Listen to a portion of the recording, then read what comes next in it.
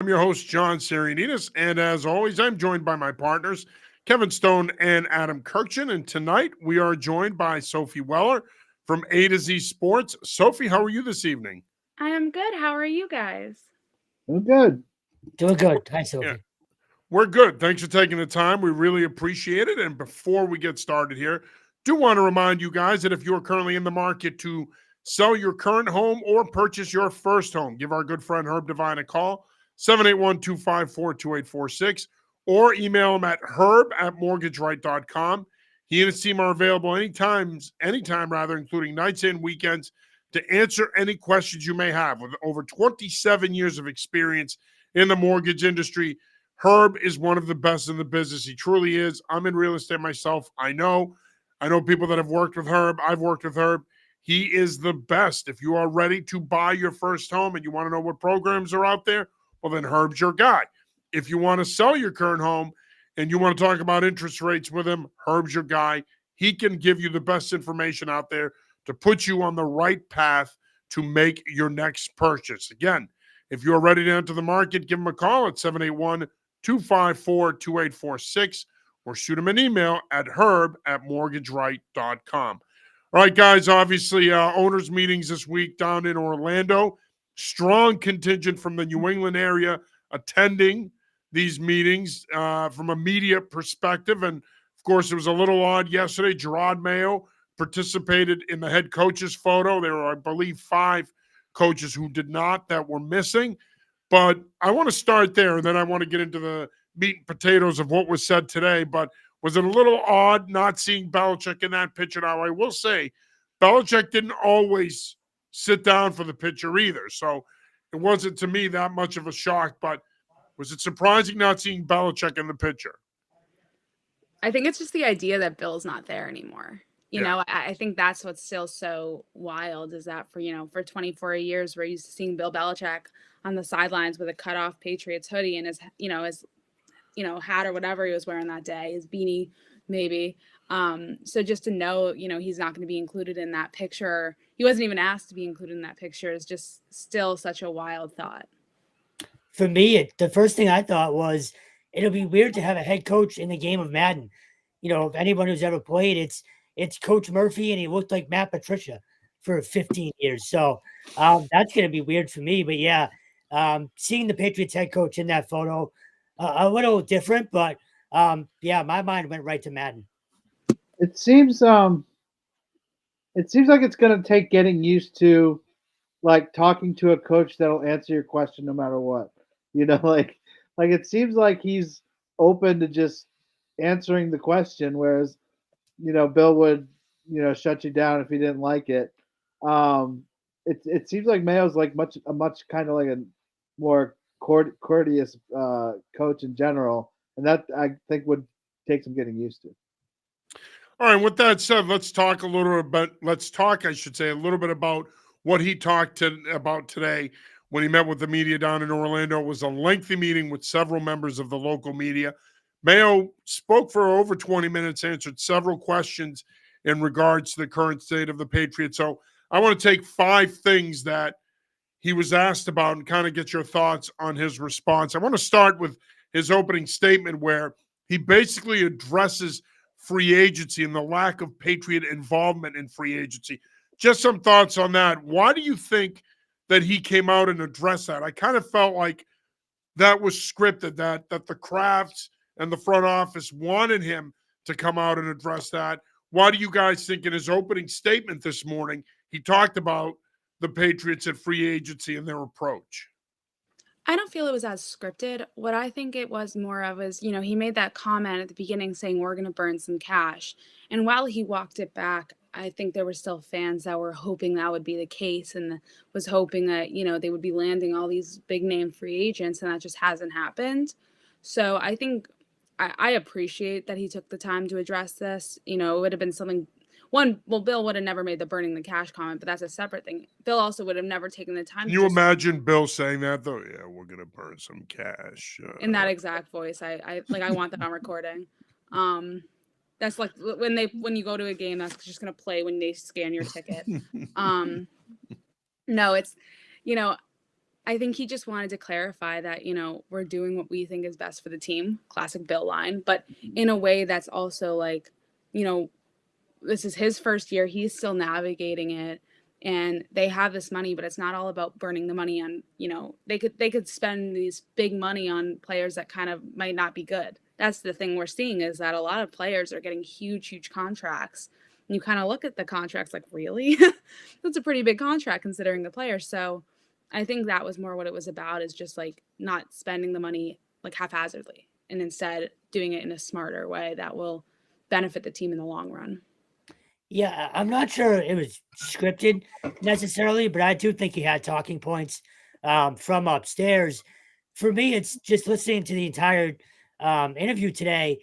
It feels like he's trying to walk that fine line between not being Bill, but also not saying too much. And he ultimately ends up talking too much. I feel like he's trying to appease everybody, and you can't do that as a head coach. So, yeah, he was trying to hit on some talking points, but ultimately he's talking in circles right now. So it's going to take time. He's never done this. He's never had to answer questions in that setting. It's also not the best setting for a head coach.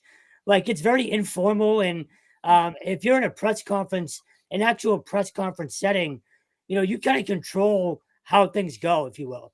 That breakfast today, you're just sitting there and, shooting the shit, for lack of a better term, with everybody else. So I think it's just a learning experience for him more than anything else. Yeah, I think he was talking about it just because that's what's fresh on everybody's mind, and that's what everybody's talking about. And maybe they wanted him to do that, like you said, John. But again, I kind of look at this free agent class, and there wasn't anybody that they didn't get that I was like, you know, that I thought would be very important for them to get. Like I mean, there are some good players that they ended up missing out on for sure, but I don't think it wasn't such a great draft class to me, or free agent class to me, that there should be a huge deal made over it. I think the draft is way more important. Yeah, I'm not so inclined to give him a break. You got to be smarter than that. I've been a head coach. I said some stupid things. And granted, I was only a high school head coach, but a head coach is a head coach nonetheless. And I said some things my first year that in retrospect, I probably shouldn't have said. And I got flack for. And I was a little too candid and too honest. And My bad. What's that? So that's my bad that year. But that's not your bad necessarily. You were doing your job. I mean, it was more me just being blunt and straightforward. And I think a lot of it is that's just it. To Kevin's point, he says, my bad. He's just doing his job. And I think a lot of people in our shoes now, and now I'm on the other side of it, if you're going to go out and publicly say on a radio show that we're going to, quote, burn cash, well, if you don't burn cash, you need to expect the backlash. Yeah. So he's got to be smarter than that. It can't be, I'm just going to say whatever I want because I want to be different than Bill and this is my way of connecting to the fan base. I'm all for connecting to the fan base, but be responsible in terms of what you say, because loose lips sink ships. That's the reality. And now that he's had a chance 3 months later to think about what he said and reflect on it, he's looking at it now and saying, yeah, I shouldn't have said that. It wasn't very smart. And look, we can sit here and say whatever we want about the free agent class, and I tend to agree it wasn't great. The bottom line is he says that they're going to burn cash. Wolf's talking about weaponizing the offense. Well, if weaponizing the offense is bringing back Hunter Henry and Kendrick Bourne, with all due respect to those guys, pros, good guys, when healthy, they're going to help. But that's not weaponizing the offense. This offense is still going to be very stagnant. They still lack big playability. I think KJ Osborne's a nice pickup. I think Austin Hooper, you probably picked him up 4 years too late. I think Antonio Gibson is a nice little pickup, but I think him and Zeke are a wash. To me, for all the talking they did going into free agency, they didn't do enough. And at the end of the day, yeah, I'm okay with not overpaying Calvin Ridley, but they've had to do damage control on that front too. They're sitting there saying, man, we just missed out on him. Yeah, you missed out on him for two reasons. One, he didn't want to come here. And two, you weren't willing to overpay him, which was the only way you could get him here. So while I understand where he's coming from, And I understand that, he's trying to give the fan base hope. You've got to be more responsible. And I think, luckily for him, he's a smart guy. I think he's learned that now, looking back on it. Sticking with the theme of free agency, though, he also talked about the fact that, yeah, we wanted to keep our guys. We felt that our guys were good. We wanted to keep the majority of our guys. They did that. Are Patriot fans going to be okay with that explanation that we like our guys, we know what they are, and we want to keep them? I think the emphasis on our guys is somewhat of a, going back on what they said before of like, they weren't able to maybe land some of these bigger name guys in free agency. But, I think for that, bringing back Michael Wenu, bringing back Hunter Henry, and even Kendrick Bourne were pretty major for the organization, because those were three guys that were prominent in the offense last year. Owenu, you can't lose both tackles in it, in off season. That would have been brutal. And plus Owenu's versatility, he's so good to any team. So I think for the price they got him at was really something, considering what offensive tackles we're going for this offseason. Hunter Henry, once again, they needed a veteran tight end who knew, and he's a captain. You're bringing a captain back, so that's vital. And Kendrick Bourne was the best receiver on the field last year, hands down, before the ACL injury. So I think those three right there are crucial to bring back. As for, what else, I think there's still something to be said for the trade market. I do think that the Patriots will be making some calls and seeing who can move, who could not move. At this rate, they kind of have to, with the lack of receivers they were able to grab in free agency. And then there's the draft. The draft this year is more important for them than ever. I mean, Kraft has said it, Mayo has said it, like everyone is saying it. But, besides a quarterback, there's a lot of holes that they need to fill in this moment. And what I think is, you can criticize Bill Belichick's drafting in the past as much as you want. What I will say is that you look at some of the later rounds that he's had, though, and he has gotten some talent from those later rounds. There are names that come to mind.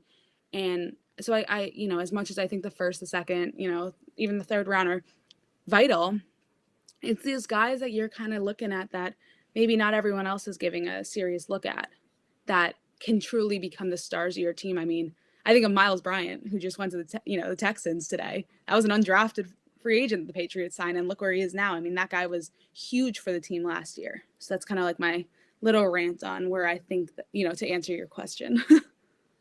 In terms of the fan base, he threw the word patience out there today. You can't do that. Not in year 5 of the post-Brady era. And I get why he's saying it. They're going to take the slow approach, and it's probably the right thing to do, but just you can't use the word patience right now, I don't think, if you're him. John and Adam, when we've talked about this 3-4 weeks ago, I said their own free agents are probably the most important guys that they have heading into free agency. So I'm fine with it. But again, he's got to choose his words carefully. I don't think fans are happy being asked to be patient 5 years into this rebuild. Yeah, I think I don't think the fans are satisfied with just bringing back their own guys. I think they would want at least one big other free agent pick. I think it seems that way. And I mean, I think the fan base really is concentrating on the draft and, the possibility of getting a quarterback in here. But I don't think they'll be satisfied with just bringing those guys back. This is not a good team that they're coming back from. So they want to see some new faces. And nor should they be. They shouldn't be satisfied. They pay amongst the highest ticket prices in the league. So, and they're going to continue, even though they didn't raise ticket prices for next year. All of a sudden, I have a British accent, but they didn't raise ticket prices for next year. But the truth of the matter is they shouldn't be satisfied, right? Like, we're talking 24 years, 20 years when you factor Brady in, but 20 years of unmatched success. So, yeah, I mean, I hate to say it, but this fan base has been spoiled and expectations are high and probably higher than they need to be. And while I don't necessarily have a problem with him saying, be patient, I see where Kevin is coming from the standpoint that he can say that all he wants. This fan base, however, is not going to be patient. if this team next year ends up at 4-13, 5-12, out of the playoffs for weeks, and half the place is empty when we play out the stretch in December and January again, like we did this year. So, yeah, I agree that, you know what, he's going to have to preach patience, because if they take a quarterback with that third pick, if they want to do it right, they probably should sit him in 2024, let him learn, let him develop, and play him in 2025. But as we all know, and we're going to get into this more in a minute here, but as we all know, in today's day and age, owners, head coaches, general managers, they don't want to wait on quarterbacks. They want to play them as soon as possible. So there's a good chance that if the Patriots do take one at 3, that they're going to probably play them as soon as possible. But I do think I get where he's coming from, but I also understand Kevin's point that, unfortunately, that's going to fall on deaf ears around here. There's going to be a lot of fans that are going to say, you know what? We're not going to be patient. We've been patient since Brady left town. We're done with being patient. You are watching / listening to the New England Football Show, presented by Mortgage Right. I'm your host, John Sarianides. Kevin, Adam, and I should say. Man, Kevin, Adam, and I are joined by Sophie Weller this week from A to Z Sports. Just a reminder, if you're in the market to sell your current home or purchase your next home, give our good friend Herb Devine a call at 781-254-2846, or shoot him an email at herb@mortgageright.com. With 27 years of experience, Herb knows what you need to do to make your next purchase. Again, give him a call or shoot him an email today. He and his team are available anytime, including nights and weekends. Now, of course, Mayo was also asked about the draft. He was asked 2 separate questions. He was asked about the quarterbacks, but then he was also asked about trading the pick. So I want to start with the quarterbacks. He had a lot to say about Drake May. He raved about him. When he was asked about Jaden Daniels, though, he kind of deferred, saying that after he leaves Orlando, he's going to go to Daniels' pro day in the middle of the week down at LSU, and then he's going to go to Mays later on this week. But what did you make of his response to the question about Drake May and, to a certain degree, Jaden Daniels? Yeah, there were a lot of reports that the Patriots were very impressed by May's interview at the Combine. That was coming out from everywhere. So it was kind of no surprise that he was going to rave about him. And, Drake May is someone that's been high on a lot of lists. His comments on Jaden Daniels surprised me, and I'm kind of wondering if he's pulling something like the Washington Commanders did today by saying, oh, we're going to take, we're leaning towards J.J. McCarthy with that 2nd overall pick, and then could just go and take someone else. I wonder if it's a little bit like that of, not wanting to give too much away, because I've been high on Jaden Daniels for the Patriots all offseason for the sole reason that he's so different from what has been here the past 20 some odd years. You went from Tom Brady, the greatest of all time, to Mac Jones, who you looked at as like a very similar, coming out of college as a similar, the pocket passer, all that. Someone who can run, you have never had that. The most running we saw was Bailey Zappi getting into the end zone last year. Like that's our running quarterback right there. So it's to be able to have someone like Jaden Daniels who brings this totally new skill set, I think is like the kind of new face the Patriots need to be like, okay, we're out of the Bill Belichick era. We're out of the Tom Brady era. We're in the Gerard Mayo era. And that comes with this, rather than just bringing, and I'm not knocking Drake May at all. I think if Jaden Daniels goes 2nd and Drake May is left, grab him immediately.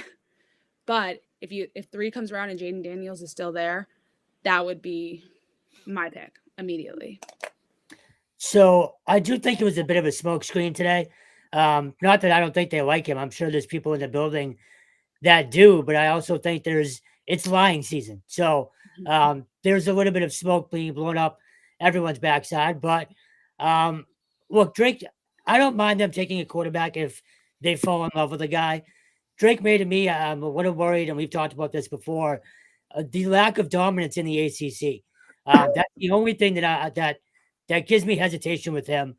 And I'm not anti-quarterback. Again, if they truly love a guy, I'm okay with them taking him. But for me, there's just so many holes. I do love the idea of adding more picks and ultimately building it that way. But look, again, if they're in love with the guy, take him. I don't think they necessarily love anybody yet. They're still going through the entire process. We still have a month to go. So a lot can happen. And I don't know if they love him yet. I don't know if they love anybody yet. But I do think there was a little bit of lying going on today. Yeah, there's a lot of subterfuge, if you want to call it that, that goes on every year with quarterbacks. When you're in this place, you want to throw people off, or maybe you don't. But who knows? But I agree with Sophie because I love Jaden Daniels. I saw him in person in 2022, which was before his Heisman year, and to see him in person, see how fast he is in person, it's amazing. I mean, he runs like a running back or a wide receiver would, and he's also a really good passer. Um, so I would love for them to take Daniels if he's there. Um, I'm slower on like the JJ McCarthy talk, but it seems to be building a lot of steam over the last like 2-3 weeks. It's everybody's talking about JJ McCarthy. Um, maybe I have to watch him more, but again, I think like it's funny because when I think of like somebody like Daniels who can really hurt you with his feet, I think back to this past preseason when Malik Cunningham was showed just like a few like flashes of being a running quarterback, and everybody went crazy over him. And it and Daniels is every bit as good of a runner as that, plus a guy who's throwing 70% completion percentage in college, 40 touchdowns and four. I mean, the guy's great, but yeah, I'm with you, Sophie, on Jaden. I hope he's the guy. That'd be great for the Patriots. The only thing I'll say about JJ that I've been seeing is that I think with him, the smoke that's, following him right now is because who he was coached by last year and for the years before. I mean, this is a guy who was seen as, who everyone knew was going to make it back to the NFL as a coach one day. So I think it's knowing that he's had that experience of being coached by someone like that. It's the same way Belichick loved guys from Bama because they came from Saban. It's knowing he has that experience. Yeah, hard pass for me on Jaden Daniels. I mean, I don't think he's a system fit. So I know a lot of people will say if he's the best player, take him. And I know Dan Orlovsky thinks he's the best quarterback in this class. And I know a lot of people like him. But to me, I don't see the system fit. I really don't. And here's the thing. If you do draft Jaden Daniels, it's the old square peg, round hole routine here. You're going to try to make him fit in the Alex Van Pelt system. You're going to try to make him a pocket passer, and I don't think it's going to work. And they will tell you differently. They will tell you that they're willing to adjust what they're doing if he's the guy, and that they're willing to run him more and think outside the box and put in stuff that maybe AVP hasn't run in the past. But to me, you're a product of your system. And while I think Daniels has a lot of physical talent, and you can make the argument that he might be the most physically gifted quarterback in this class, if you're going to run any version of the modern West Coast offense, he's not the best fit. Now, do I think he can play from the pocket and succeed in that offense? Yes. But if we're talking about him being a Lamar Jackson-esque kind of guy, then he's not a fit. He's not a fit. And the thing is, the one thing about the West Coast offense, I don't care what version of it we're talking about, it's a timing passing game. It's a rhythm passing game. He's got to be willing to play within that structure. If he's not, if he's going to freelance, if he's going to get off his second read, put the ball down and take off, that's not going to work. So I don't love Jaden Daniels for this system. I like Drake May a lot more. I think, to me, Drake May is the best quarterback in this class because I think he has the highest ceiling. I think Caleb Williams, everybody's talking generational talent. He's not a generational talent. People need to knock it off. That's a bunch of bullshit. I've never believed that once with him. Look, here's the thing. He's just about at his ceiling. What you saw at USC is about as good as he's going to be, which can translate to the NFL. But this Patrick Mahomes, Brett Favre stuff with him, please stop. Please stop. I see more Brett Favre than Patrick Mahomes because he turns the ball over a lot. But I think, to me, May has a higher upside because I think of those three guys, and I'll even lump McCarthy into that to a degree. I think of those four guys, I think his game long-term can translate best to the NFL. I like him a lot more as a pocket passer than Daniels or Williams. I think he has more upside. I think Daniels is another guy that I think is just about at his ceiling. I think that May, if you do it right, you take him at 3, you sit him for a year, you may end up with the best quarterback in this class. And look, I think all 3 of those guys could be very good. We could be looking at 2004 all over again when you had Manning, Rivers, Roethlisberger. But I do think that May has a slightly higher ceiling than those 2 guys. And for me, Jane Daniels did it for a year. Stone's talking about that May didn't dominate in the ACC. Who cares? Who cares? It's not about dominating your competition. It's about profiling what you're going to be at the next level at this stage of the game. And I'm okay with him not dominating the ACC. That's Power 5 football. It's not like he was in the MAC. So, to me, and I know Kurkjian loves Daniels, but again, do it for me more than a year. I mean, I like Daniels' physical tools. I don't love him in this system, like I said earlier, but that brings me to my next question, which Stone's been peddling this idea in recent weeks. He was also asked about them trading down. And I thought a couple of his responses to that question were interesting because at first, I think he caught himself if you look at the answer. He said that we're pretty confident in our, if we took a quarterback there, we'd be okay with it. But we'd still consider trading the pick if it was the right package. And then he was asked about it again, and he said that they would definitely be willing to trade the pick there. 2-part question here. 1, your thoughts on his answers, and 2, should they trade the pick? I like that he's not completely like shutting it down because I don't think a coach should be. I think, if he gets this monster offer that no coach would ever, turn down, then I get it.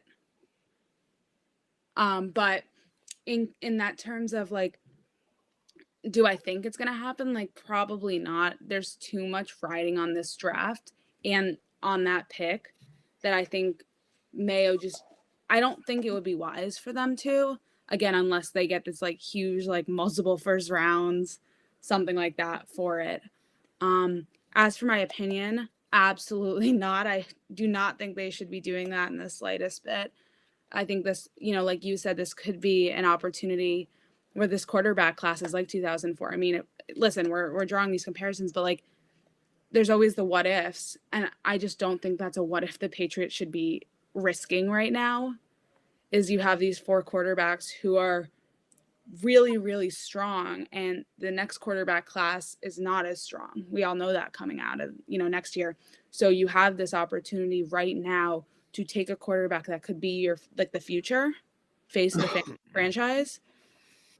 How do you turn that down? How do you just, push it to the side and say no? So in that case, my opinion's been the same from the whole time. It is to not get rid, even if you sit him for a year.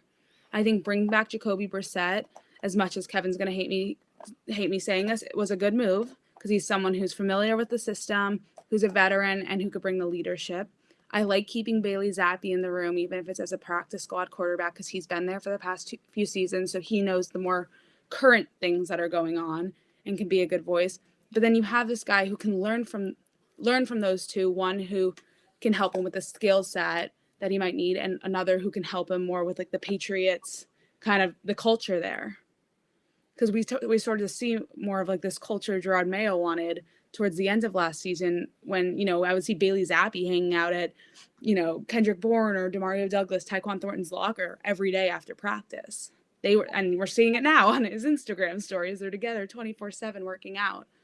So I like that he's there to maybe like take this guy under his wing in like the social aspect of the team. So that's kind of where I stand on those. So first of all, I didn't hate the Jacoby Brissett thing. I was just a big Russell Wilson component, but I have a text that proves that I said Jacoby Brissett was coming to the Patriots a while ago. Yeah, that's true. But look, again, I don't hate them taking a quarterback, and I don't hate anything they do as long as they're fully convinced that it's the right thing to do. Like, I don't want half the building on one side and half the building on the other. That's You're never going to know that, though. It's not like they're publicly going to come out and say it. No, I know. So that's a me problem as usual. But look, in terms of, again, I go back to its lying season. He's just not a good liar yet. Like, you're right, John. He caught himself mid sentence today. He realized, oh crap, I might devalue what we have here. Let me remind people, we're still open for business. So he's just getting used to the entire, front of being a head coach and learning what to say and when to say it and how to say it. So it was not a tough day for him, but he needs to learn how to lie, basically. But again, I just go back to, if they're fully convinced on a guy, I'm in. I just worry that everybody won't be.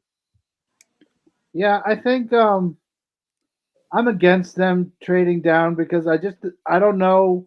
Maybe it's next year, but I don't know the next time they're going to have a pick this high with a need at quarterback and those guys right there. Like, I mean, who knows? For all we know, they like Bo Nix and they could trade back to 11 and, Yep. and get two picks. So I mean, we really don't know who they like based. I mean, it's all conjecture at this point. But yeah, I mean, if they, if I think if they really want Drake May and they're really like John is down on Jaden Daniels, and Daniels is still available at 3 and May is gone. I'm not down on Jaden Daniels. I just don't like the scheme fit. Okay, I hear you. But if Daniels is there and they don't want to pick him, then trade down. Why not? I mean, like, get who you want to get. But I'm against it just because, again, like I said, I don't know when they're going to be in this position again. Yeah. Ken Mathias joins the show. If JJ's taking it 2 with Washington, will it be a lock with Daniels at 3 or May? Good question. Again, I think beauty is in the eye of the beholder. I've been covering the NFL draft for 25 years. I say it all the time. Just because we think they should take someone doesn't mean that they're going to take them. They're going to take who they like. To Adam's point about Bo Nix. Jay Flannelly, good friend, joins the show. Jay says, Sophie is correct. This class is light years ahead of next year's group. I agree that they're better, but I'm not sure I'd say they're light years ahead. I think the one thing about this quarterback group, though, is I think there's, like any other quarterback group, you could say this about any of them, but I think with this group, there's definitely a boom or bust element. However, all that being said, if 2021 taught us anything, everybody thought Trevor Lawrence was going to be generational. He hasn't been that so far. We've got to be careful with throwing around terms like that because it's a different game, different speed, and Jay knows this. He went to Michigan when his good buddy Tom Brady was there. It's a different deal speed-wise, pace of play when you're talking college to the NFL. So, you know what? When I look at this group, I see a lot of potential, but there's also a high boom potential. All that being said, is definitely a better group than next year's. Jay also says they need to move off of Zappy. Bad news. Not a Bailey Zappy fan. Do you guys agree with Jay? No. I disagree. I think Zappy should stay. He's so good for team morale. I mean, they love him in that locker room. And I think as like a practice squad quarterback, even, that's a really solid guy to have on the roster. I think they'll carry him if he stays. I think they'll carry 3 Which, quarterbacks. honestly, I'm not totally against either. I'll be completely honest. That does not – he is – if in a – hopefully this will not happen, but in a very unfortunate circumstance, if both quarterbacks go down – that's a guy that I'm not exactly like, you're not like, oh crap. He went in, he wasn't great for the Patriots last season, but he went in and won a game against the Steelers. He stabilized the offense. You got to give him that. You got to give him at least had a chance with him for what he did last season, considering how much of a, I don't want to swear. No, go ahead. Bad show it was. Yep. Considering poopy show. Of a show it was. It just, you got to give him credit for how much he was able to like bring that offense together. Also, he lost like a lot of talent towards the end of the season and was playing with really just like kind of rookies and practice squatters on offense and was still able to at least like make something happen. I mean, we saw more from him on offense than we saw when Mac was in there. Well, and he led them to wins at Pittsburgh, at Denver.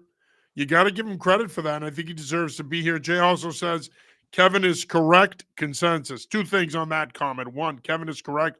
Rarely stated in the history of mankind, and he's right about consensus. Kevin framed it. Jay says Coach John is too. No leaks until someone is great. Yep, that's why I'm a big proponent of depends, Jay. No leaks. Going back to Zappy real quick. Go ahead. I go back to his locker room presence. We saw the video last week. Guys yelling QB1, QB1. And look, I know it doesn't matter. It's a party in March.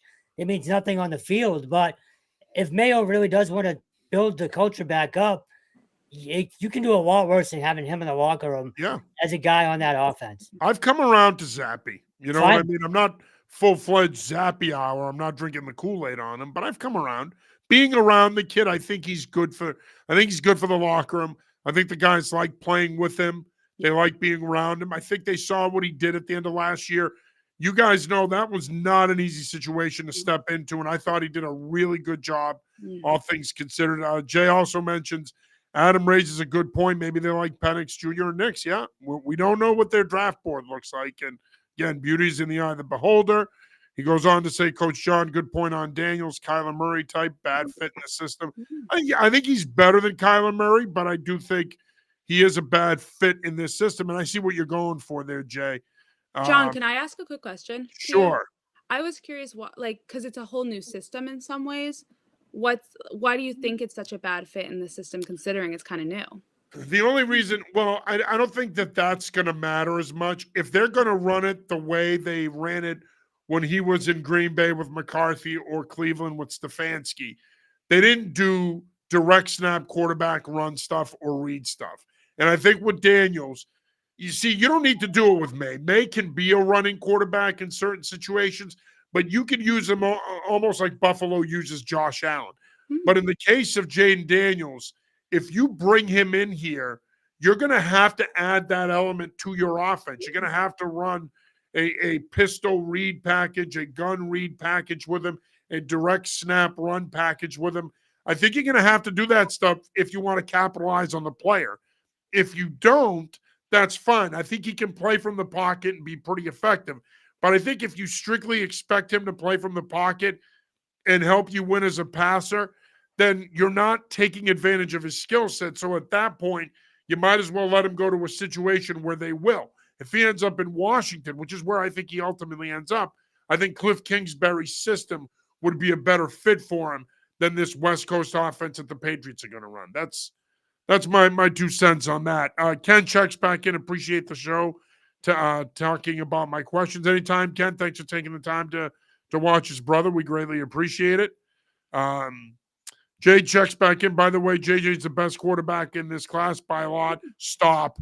I think the world of you, Jay. I really do, brother, but that's a Michigan guy comment. You're a Michigan man defending another Michigan man, please. Although I will say this, Jay's point, and I'm only busting his chops, Jay's the best, but to Jay's point, I think J.J. McCarthy is a lot better than the national media and some people are portraying him. He had a really good pro day on Friday. Patriots spent a lot of time with him. He's going to be in play in the top 5. I know there's a lot of J.J. McCarthy hate out there, but he's going to be in play. Jay continues, Zappy's maybe a good practice squad level guy. Too much noise. Again, he's all set with Zappy. A lot of comments here tonight. Let's see. Ken jumps back on. We appreciate it, Ken. This is a hypothetical question. Would it be worth trading the number 3 pick to get a top-notch wide receiver? What are your thoughts on that? No. You need a quarterback first. I agree. Throw the ball. I totally agree with Kevin on that one. You need someone who's going to throw the ball before yes, you need this top wide receiver, but if that was the case, go and get one in free agency. Yeah, make another trade. Don't be trading your 3rd overall pick away to get that quarterback or to get that receiver. Yeah, I disagree with it as well. But the only thing that would make me pause is that there are some really good receivers in this draft. Yeah. And maybe so many that you could even wait till the 2nd round and still get a lot of value. But like Harrison Jr., Neighbors, Thomas, guys like that, Adunze, there's some good options there. You'd also have to pay the guy too. What's that? You'd also have to pay the guy if you trade for him too. And Right. It's not a guarantee he might sign a long-term deal. So that risk is way too much. Although if it's Justin Jefferson, I at least think about it. But otherwise, no, there's too much there that you need to do. And Jay says, Ken, no, this draft has around 8 to 10 good starting receivers in this draft. And he is not sold on Marvin Harrison. Again, Michigan guy, not buying into the Ohio State guy. Way to go, Jay. Zappy fever or Mac fatigue? Well, we definitely all had Mac fatigue. That's for sure. But we don't have to worry about back and row Jones anymore. He is now back home in Jacksonville where he can back up Trevor Lawrence and have some of Mama's good home style cooking. I hope Uh, he does well there too. I'm gonna say it. I wish him all the best in Jacksonville. I think the Patriots were such a bad fit for him, yeah. just because they lost complete faith in him. And if when your quarterback, when your head coach loses faith in you, how are you gonna have faith in yourself? And how they treated him at the end of the year, like he literally was in witness protection. We didn't see him the last month of the season. He wasn't in the locker room during media availability. He was nowhere to be found after games. I'm like, where does this dude shower and change? I remember him kind of telling the media when he finally got to speak. What was it? It was like the locker cleanout day on Monday after the final game. And I remember him after that game, he was in the locker room. We're like, "Can you speak now?" And he's like, "No, but like I finally get my turn tomorrow," or something along those lines, where it's like I finally get my chance because I haven't had one since everything went down. Yeah. No, it was a crazy situation. And I think in many ways it was mishandled by the organization. You feel bad for the kid. My number one point here with Pats, they need players and high level guys, left tackle, wide receiver, quarterback. According to Jays, he also calls me my man. Back at you, brother. He also says, correct, Stone, Sophie, and my man Adam, lots of wide receivers. And then he also says the Milwaukee kid blew it up in his pro day at Western Kentucky. Now, listen, I know it's Greek Independence Day, but we don't call people that on this show, Jay, okay?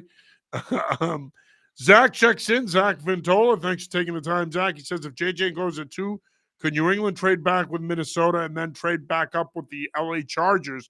Yeah, I mean, it's possible.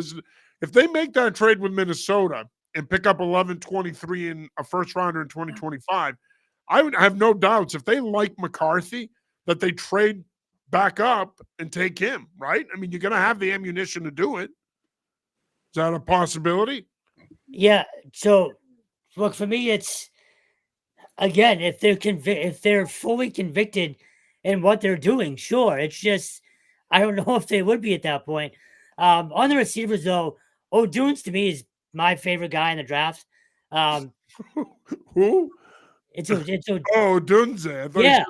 I thought you said O'Doul's. I'm like, No, non-alcoholic beer? What are we talking about? no, I think he's probably, and again, none of these guys are safe bets, but I wanted all of your thoughts on just the receiver group as a whole. I'm not sold on Harrison either. I know he probably is a generational guy, but there are not other names in there where you can maneuver around the board and still come away with it. I think not to cut you off, but I think to me, people need to stop with the nonsense that Neighbors and Odunze are better than Harrison. They're all very good, and I think they're all very close in terms of talent. But I think if Marvin Harrison Jr. is healthy with that pedigree, that size, he's the best receiver in this class. We really need Malik Neighbors is very good, and he could be explosive, and he could be on par with Harrison. I think that those two guys are a step better than Odunze, though.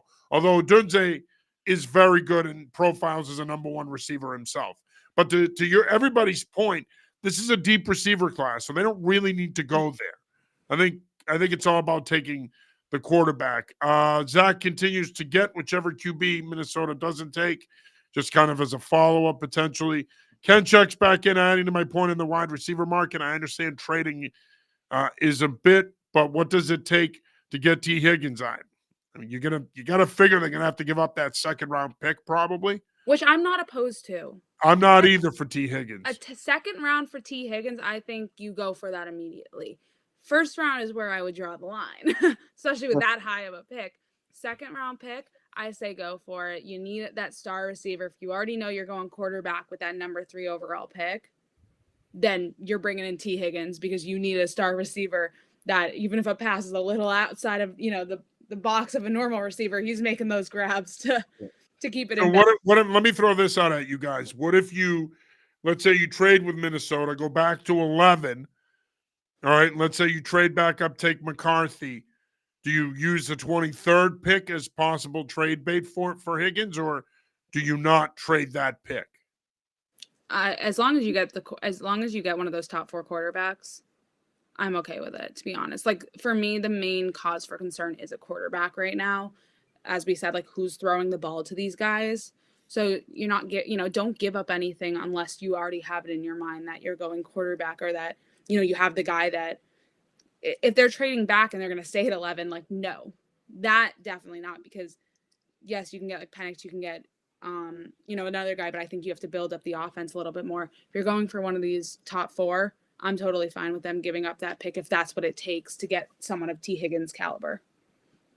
Yeah, it's funny. I think it's funny when people say that Higgins isn't a number one receiver. It's like, well, yeah, on the Bengals when he's next to Jamar Chase, he's not the number one receiver. But if he's on the Patriots, you better believe he's the number one receiver. And Jay makes a good point. Well, I'll get to the rest of the comments. He agrees with you, Sophie, on Mac, and that Jacksonville's a good fit.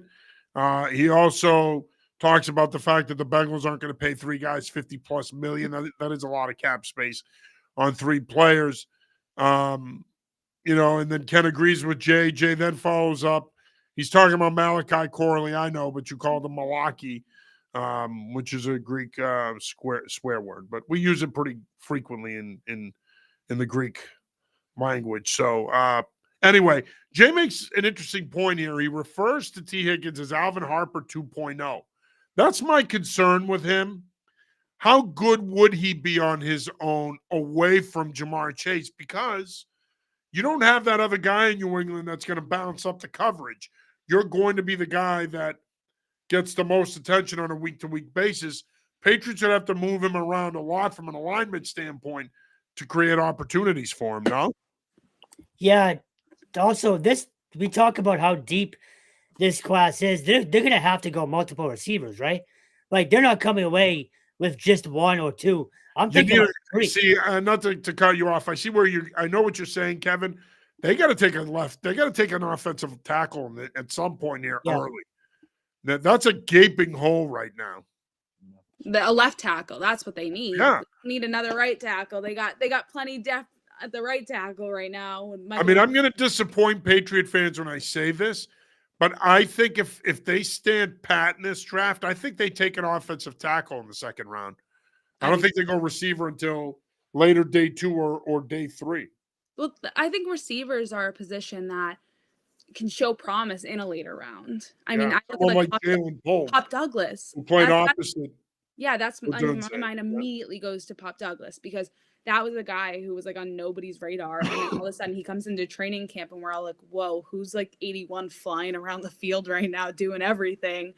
And then we're like, oh, Demario Douglas, the rookie, makes the team, all this stuff. So I always kind of like these guys that are maybe a later round pick that just completely show out, because I think when there's less expectations, there's more to prove.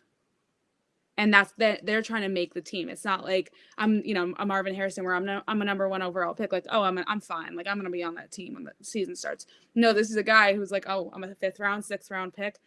My chances of making the team are kind of slim. Okay, let's go lay it all out on the field for preseason and earn that spot. We also haven't even talked about the idea of the multiple quarterbacks. I mean, we talked about it in past weeks, but that's something they need to consider too still. Yeah, but I mean, they like Keaton Slovis. You can get him later in day 3. Look, I'm a proponent of that. I always have been. I think you should take one in every draft. But I think I'm not sure they do that in this draft, but you never know. Ken checks back in. If you get a second round pick in the first round, if you get a second pick in the first round and do a trade, at least you need to get a quarterback wide receiver duo. Yeah. Jay says all of this is fantasy football stuff. All of this fantasy football stuff is nice. But say it with me and Coach John, left tackle, anyone. Yeah, they need to address that. They didn't do it in free agency. Ken says you have people around the Bengals, and they go back and forth. Zach says, would you rather get Higgins for pick 34 or trade 34 plus 103 for pick 25 and take a Mitchell, Thomas, or a Worthy? What do you think?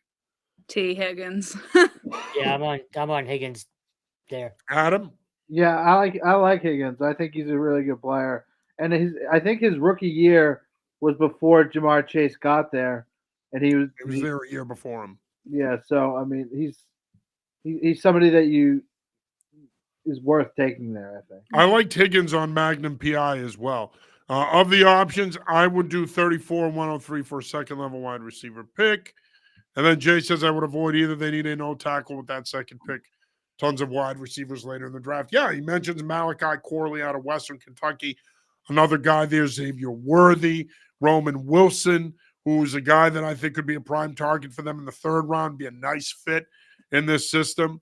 So I think Jay gets the reference. So with Higgins, you're dating yourself. I with the am. numbers. I don't think a lot of people see. I knew Jay would get it, being a Michigan guy, but you know, and he just asks a good question: is Tyler Boyd signed? I thought he did. We'd have to do some research here. If we had a crack research staff, we could get that for you. I think Stone's on it, but I could be wrong. He might still be on the market. He'd be a nice fit in this. I believe he's still on the market. Yeah. I just looked it up, and it says the Steelers are still very high on trying to land him in free agency, and this was just a day ago. So I believe he's still on the market. Still on the market. There you go. So Jay is also checking. Real quick, Sophie, wanted to get your thoughts and Kevin's thoughts on the pro days. Just, you know, it was a good week last week for New England kids. We put out our top 50 NFL pro football prospects in the region today. If you haven't had a chance to check that out, go over to nefootballjournal.com and do that. We have Christian Haynes from UConn as the number one player on our local draft prospect list. But just some thoughts on the pro days. Yeah, so this was actually my first time attending some pro days, and thanks, Jay. Thanks for saying I'm correct again. This is the second time this show. I'm feeling kind of good. Confidence aplenty. Yeah. No, I mean, what comes to my mind with, especially with, so I really like the Holy Cross one because we really got like an up close view of some of these guys, and again, these are some guys that might go like a little later or could be even undrafted, but I think it was very promising. UNH's Dylan Labe, I'm still very high on him. I think any team that can land him, you know, I think it'll probably be like either like, I don't know what day exactly. I'm kind of split between 2 and 3. But you know, what I will say is that I think he's showing a lot of promise, and I like that he's so versatile. I love the running backs that can also, like, you know, go in at wide receiver and do everything and be totally fine. So that would probably be my biggest takeaway from Holy Cross. As for BC, it was a little bit harder to see, I'll admit, some of the things, but what I just liked about how that one was done, I'm like blanking on his name, but the offensive lineman. Kyle Hergel. Yes. Well, Christian Mahogany. Christian Mahogany and Kyle Hergel, but it was Mahogany who I was really impressed with how he spoke to the media afterwards. It already sounded like he had gotten that NFL training a little bit, but it was also like he was very genuine in his answers. So those would be my 2 biggest takeaways from that. Yeah, look, the presence that Robbie carries just at all times, whether he's on the field or talking to the media, you can see how confident he is, and with good reason. He ran exclusively receiver routes that day and caught everything. That deep ball too. Yeah, deep balls, short, intermediate, and John and Adam, you guys know, he's electric. He's an incredible athlete, and he caught punts at the Holy Cross Pro Day as well. He's going to make someone better, whoever gives him an opportunity. CJ Hansen stood out as he has. John, you've been on him for years now. That kid's going to be a force in the league. And then there's one kid who really stood out to me. I believe it was Quinn Sweeney from Springfield, defensive lineman. The kid looks like a gazelle. He runs extremely well for a big guy. I'd love to see him get a shot somewhere, whether it's undrafted or drafted. And then BC, Kyle Hergel stood out. Yeah. That guy he's so strong. He put up 30 in the bench. And acted like it was nothing. Yeah. He acted like it was nothing. Yeah, between him and Christian, they're both gonna should have an impact. Christian will obviously go much further ahead than him, I think. But and a couple other guys that were at BC who came back, Jaden Woodbay and Jason Maitre, both really good athletes. Woodbay was in training camp with the Rams. I don't know what Maitre did. I can't remember. But both those guys, I think, deserve a shot somewhere. Again, whether it's drafted or undrafted. But As John said, 50 local guys. There's so much talent here that just people don't realize yet. And ideally, this coming draft, we'll end up seeing a lot of them get taken and hear their names called. Before I share my thoughts real quick, Ken asks, what are everyone's thoughts on Lad McConkey? I love him. I think Yeah. he's the best route runner in this class. Yeah. I think he offers alignment versatility. He can play the F, the Z, the X. You can move him around. I think he's terrific. I mean, and he's a much better athlete than people think. We can talk about the route running and his ability to create separation at the top of routes, but he's a better athlete than I think people give him credit for. I think he'd be a great fit in this Patriots offense under Alex Van Pelt. Yeah, 100%. He was always open. Whenever I watched a Georgia game, he was always open. And no relation to former Giant Phil McConkey, who No, he's not. we're dating our no, there's no relation. I thought he might have been his son or his nephew. No relation. I wouldn't think there's that many McConkeys out there. No, but the thing is, at first, it's the first thing I thought a couple years back when I watched him play for Georgia, and I'm like, Phil McConkey was a really good route runner, and I thought to myself, man, this kid has to be related to him. He's putting on a route clinic. No relation.